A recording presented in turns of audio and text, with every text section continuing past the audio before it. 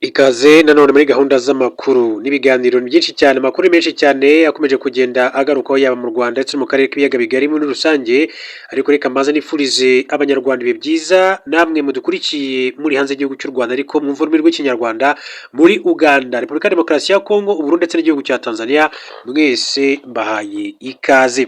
Ni amakuru navuga yuko adashimishije cyane kuri Madame Louise Mushikiwabo, umunyamabanga mukuru w'umuryango w'ibihugu bikoresha ururimi rw'igifaransa, ariko kandi yanabaye minisitiri w'ububanyi n'amahanga w'igihugu cy'u Rwanda, yabaye minisitiri w'itangazamakuru mu gihugu cy'u Rwanda. Uyu mubyeyi mu minsi mike ishize twari tumaze iminsi tumenya amakuru y'uko guverinoma y'u Rwanda yamaze kongera gutanga kandidatire ye kugira ngo azakomeze yiyamamaze mu kuba yakongera kuyobora uyu muryango cyangwa se yakomeza kuyobora uyu muryango w'ibihugu bikoresha ururimi rw'igifaransa mu buryo butunguranye cyane. Niba mwibuka ibyabaye ku masezerano igihugu cy'u Rwanda cyagiranye n'igihugu n'amakipe atandukanye yo ku mugabane w'Uburayi, harimo Arsenal, harimo Paris Saint-Germain, harimo Bayern Munich ndetse n'ikipe ya Atletico Madrid, mwibuka campaign yatangijwe n'igihugu cya Repubulika ya Demokarasi ya Kongo igamije kuvuga yuko u Rwanda nk'igihugu kigaruriye ubutaka bwa Repubulika ya Demokarasi ya Kongo mu burasirazuba bwaho, nk'igihugu gifasha umutwe bitaga ko ari umutwe w'iterabwoba wa M23 usanzwe urwanya ku ruhande urwana na Repubulika ya Demokarasi ya Kongo, urwanya uburenganzira bw'abaturage cyane cyane bo mu burasirazuba bwa Kongo bavuga ururimi rw'ikinyarwanda biganjemo ubwoko bw'abatutsi. Iyi campaign niyo yongeye kugaruka kuri Madame Louise Mushikiwabo, barakora ibishoboka byose kugira ngo barwanye kandidatire ya Madame Louise Mushikiwabo. Uyu ni umunyarwandakazi nkuko nababwiraga, navuga yuko umaze kumenyekana muri politike yaba mu Rwanda ndetse no ku rwego mpuzamahanga muri rusange. Yigeze kuza mu bantu bake cyane bo ku mugabane wa Afurika bavuga rikumvikana. Bibaza yuko n'ubu ku ruhando mpuzamahanga harimo abantu bavuga rikumvikana cyangwa se umuntu yakwita mu rw'icyongereza opinion leader.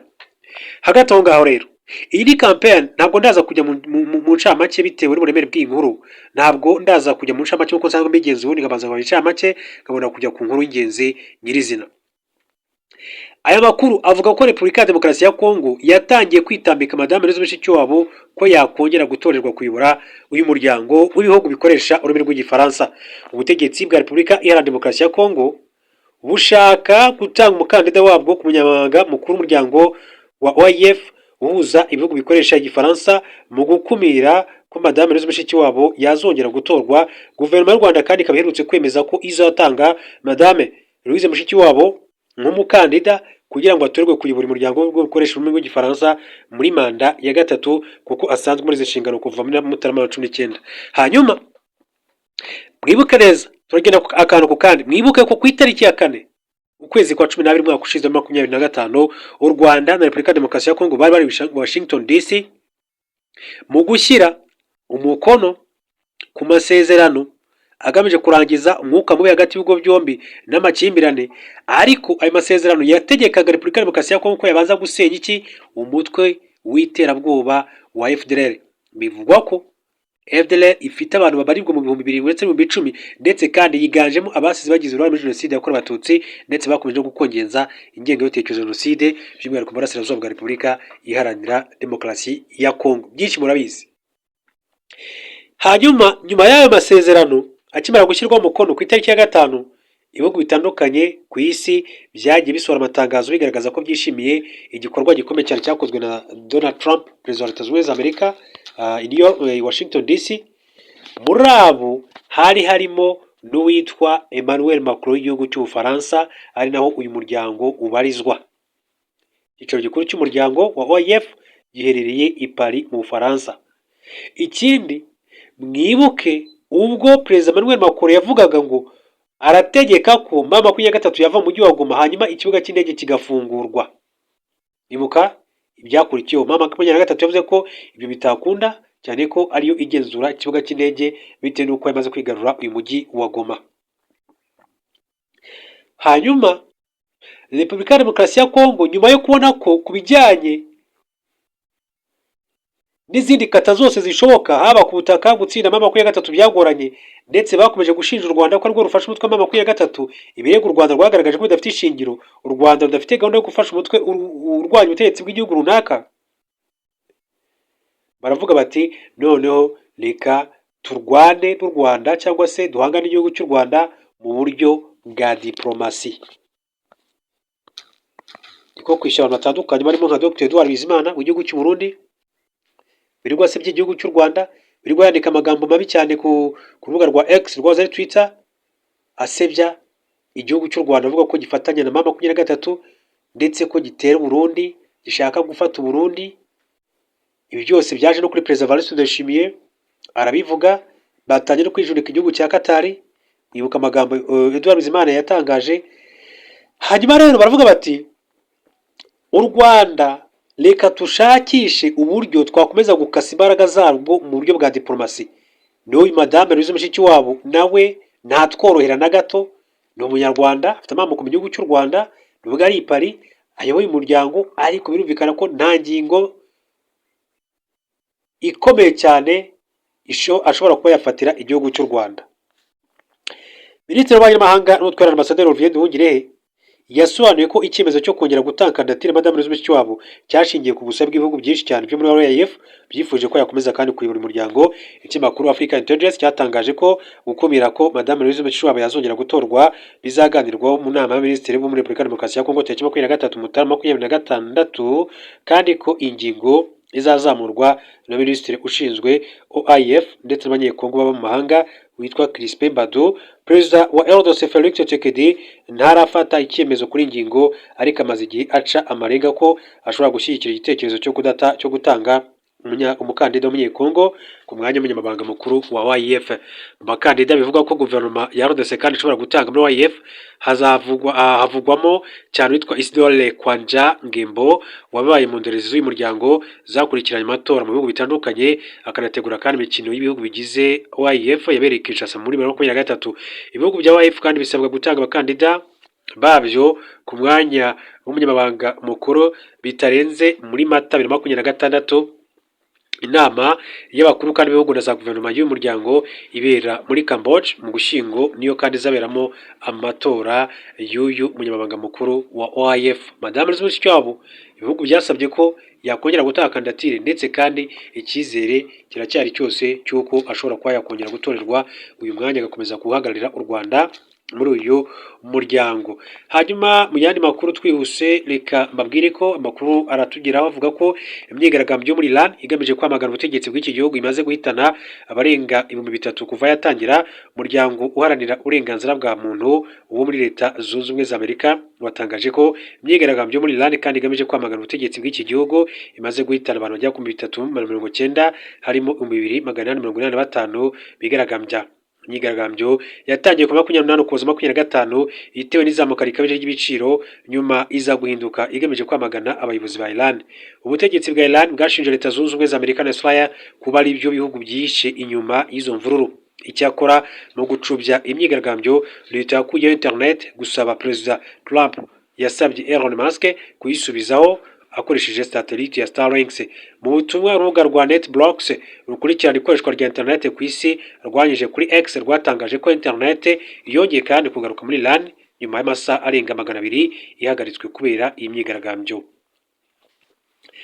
Andi makuru akomeje kugenda avugwa, reka tumenye bamwe mu bagize Board of Peace, itsinda rya Trump rigena ahazaza hagaza.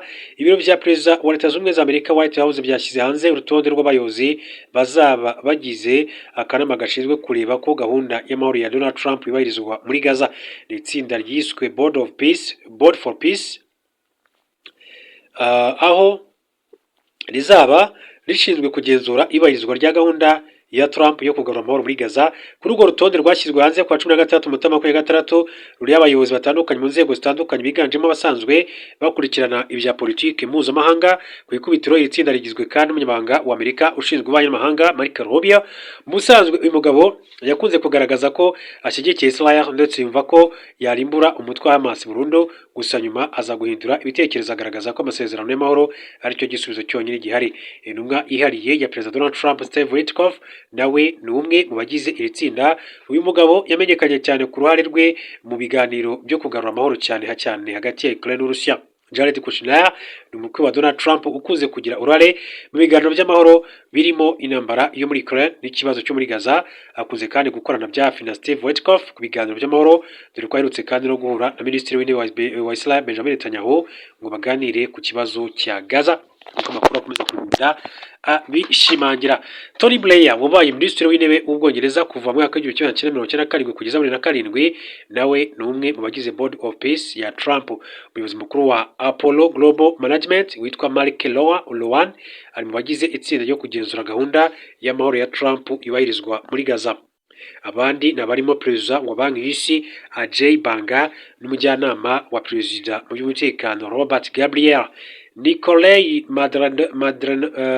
Mladenov wabaye minisitiri w'ububanyi n'amahanga wa Bulgaria niwe wahawe umwanya wo kuyobora itsinda, aho azajya kandi areberera buri wese mu nshingano azahabwa ko byubahirizwa.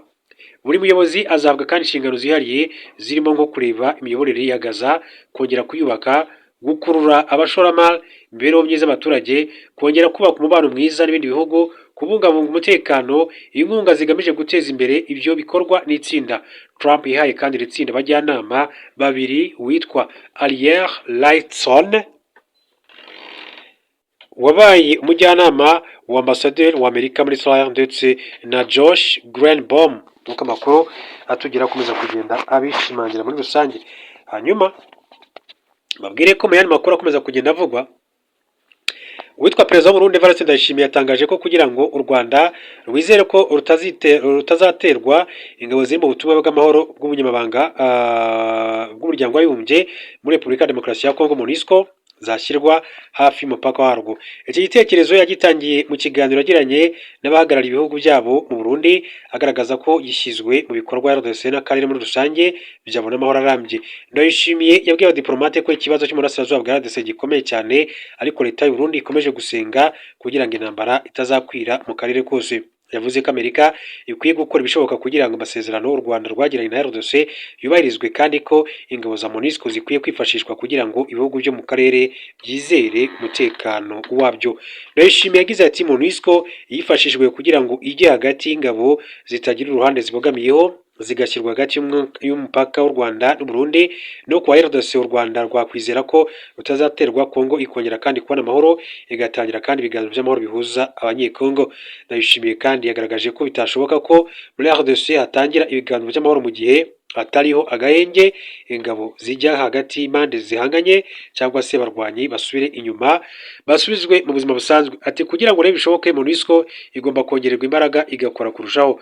Amasezerano y'amahoro u Rwanda rwagiranye na RDC tariki 27 Kamena 2025 bifashijwemo na Leta Zunze Ubumwe za Amerika agaragaza ko umutekano w'u Rwanda ubangamiwe n'umutwe w'iterabwoba wa FDLR. Nta kintu Ndayishimiye kandi igeze avuga kuri iyi ngingo, ahubwo yagaragaje ko MONUSCO ariyo gisubizo. Muri aya masezerano leta ya RDC yari yemeye gusenya FDLR, ariko kugeza ubu ntirabyubahiriza, ahubwo ingabo zayo iz'u Burundi na Wazalendo zakomeje gukorana n'uyu mutwe w'iterabwoba mu gihe bihanganye n'abarwanyi ba AFC 23. Bigaragara ko Perezida Evariste Ndayishimiye adashyigikiye icyemezo cyo gusenya umutwe w'iterabwoba FDLR cyateganyijwe mu masezerano ya Washington, mu gihe kandi hari amakuru avuga ko bamwe mu barwanyi babo bari mu Burundi. Hanyuma mu yandi makuru akomeje kugenda avugwa, reka tujye makuru ajyanye n'ubutabera. Iyi ni inkuru maze iminsi ntekereza kubagezaho. Urwego mpuzamahanga rwashyiriweho gukora imirimo y'insigarira y'inkiko mpanabyaha ARMCT rwatewe utwatsi icyifuzo cy'umunyarwanda Musema Alfred warusabye gufata umwanzuro wo kumufunguza mbere y'igihe. Musema imyaka 73 y'amavuko yafatiwe mu Busuwisi tariki ya 11 Gashyantare mwaka w'1995 ubwo yashakishwaga kugira ngo yakurikiranweho uruhare yagize muri jenoside yakorewe Abatutsi muri prefecture Kibuye hagati ya Mata na Gicurasi mwaka w'1994. Ni umwe mu bayoboye ibitero interahamwe zagabye ku Batutsi ku musozi wa Gitwa tariki ya 26 Mata uwa Muyira tariki ya 13 n'iya tariki ya 14 Gicurasi. Hanyuma kandi n'ibindi byagabwe mu bice bitandukanye muri Gicurasi mwaka w'1994 byapfirimo impunzi z'Abatutsi zabarirwaga mu bihumbi. Ubushinjacyaha bwagaragaje ko Musema Alfred yagize kandi uruhare rutaziguye mu bitero byagabwe ku musozi wa Rwirambo hagati ya tariki 27 Mata n'itariki ya 3 Gicurasi. Mataba hagati ya muri Gicurasi no ku Buvumo bwa Nyakavumo mu mpera za Gicurasi mu mwaka w'igihumbi kimwe magana cyenda mirongo icyenda na kane ahica abatutsi barenga ibihumbi bitatu bafungiwe muri ubwo buvumo baratwikwa.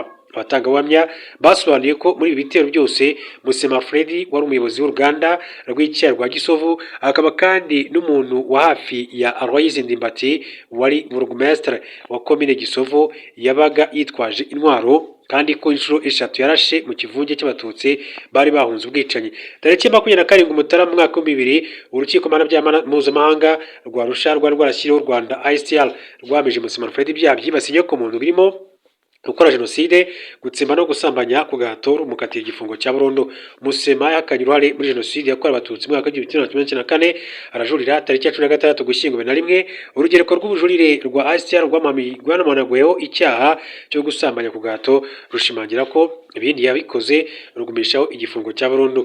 Tariki ya 9 Ukuboza 2001 Musema kandi yakuye muri kasho ya ICTR ajyanwa muri gereza ya Mali kugira ngo ahafungirwe. Tariki ya 19 Ukuboza 2018 yimuriwe muri gereza ya Benin kugira ngo habe ariho rero afungirwa. Ubusabe bwanzwe gatatu kubera ko imirimo ya ICTR kandi yarangiye muri 2015. Tariki ya 7 Kanama 2019 Musema Fred yasabye RMCT gufata umwanzuro wo kumufungura mbere y'igihe, ariko umucamanza Carmen Agius arabyanga.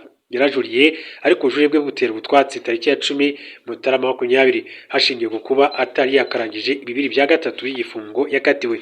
Icyemezo cyo gusanisha igifungo Musema Fred amaze afunzwe n'igihe umugororwa yemerewe gusaba gufungurwa mbere y'igihe cyashingiwe ku ihame mpuzamahanga RMCT igenderaho riwanisha igifungo cya burundu n'igifungo cy'imyaka 45. Tariki ya 14 Mutarama 2025 Musema kandi yongeye gusaba RMCT ko yafata umwanzuro wo kumufunguza mbere y'igihe, ayimenyesha ko nafungurwa azajya kubana n'umuryango we utuye mu Busuwisi. Mu ibaruwa kandi Musema yandikiye urwego yasobanuye ko amaze igihe kirenga imyaka 30 afunzwe kandi ko yujuje ibisabwa byatuma afungurwa mbere y'igihe, rero birimo kuba yitwara neza muri gereza, akabanira neza bagenzi be, no kuba yemera ko mu Rwanda habaye jenoside yakorewe abatutsi mu mwaka w'igihumbi kimwe magana cyenda mirongo icyenda na kane. Perezida wa RMCT Graciela Agati Santana tariki ya 14 Mutarama 2026 yasobanuye ko Musema yitwaye neza muri gereza afungiwemo kandi ko yemera ko jenoside yakorewe abatutsi yabayeho, ariko ko ibyo bidahagije bitewe n'uburemere bw'ibyaha yahamijwe. Uyu mucamanza yasobanuye ko Musema Fred agongwa n'ingingo yo kuba kugeza iki gihe ataremera ibyaha byakoze cyangwa ngo yicuze. Ibyo bikaba kandi biterekana ko yahindutse bihagije ku buryo byamuha amahirwe yo kurekurwa hakiri kare, bityo ko azakomeza gufungwa. Graciela Santana yagaragaje ko Musema yari umuntu ukomeye cyane muri Kibuye washoboraga gukumira ubwicanyi interahamwe zakorewe abatutsi, ariko ko ntacyo yabikozeho kuko bishwe areba akenshi kandi nawe azifasha kwica. Yasobanuye kandi ko ku myaka 76 Musema afite raporo z'abaganga zigaragaza ko afite ubuzima bwiza, bityo ko nta mpamvu rero z'ubutabazi zirimo uburwayi zashingirwaho mu gufata icyemezo cy'uko afungurwa mbere y'igihe.